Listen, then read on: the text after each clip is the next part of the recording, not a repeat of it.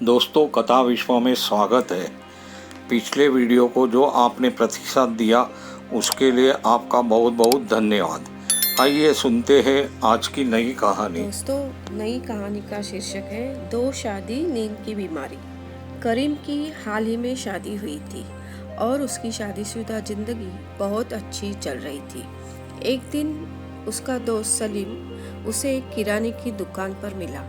करीम उसे अपनी शादीशुदा जिंदगी के बारे में बताने लगा कि उसकी ज़िंदगी कितनी खुशहाल है।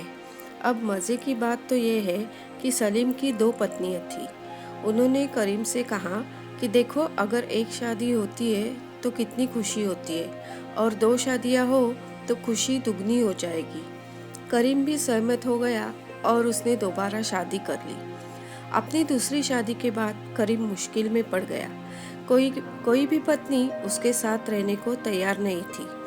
पहली वाली तैयार नहीं थी क्योंकि उसकी पहली शादी खत्म हो चुकी थी और दूसरी वाली इसलिए नहीं रही थी क्योंकि उसको दूसरी शादी पसंद नहीं थी। दोनों द्वारा अस्वीकार किए जाने पर करीम रात बिताने के लिए सीधे मस्जिद चला गया। वहाँ उसने सलीम को खाट पर आराम से सोते हुए पाया। करीम ने उसे जगाया और गुस्से से पूछा कि उसने दूसरी शादी का सुझाव क्यों दिया। सलीम ने शांति से करीम को उत्तर दिया कि मुझे मस्जिद में अकेले में बहुत डर लग रहा था, इसलिए मैं चाहता था कि कोई मेरे साथ रहे। मित्रों, कभी दूसरों की सलाह पर कोई कार्य न करें। कोई भी निर्णय लेने से पहले उसके फायदे और नुकसान के बारे में सोचें और फिर वो निर्णय लें।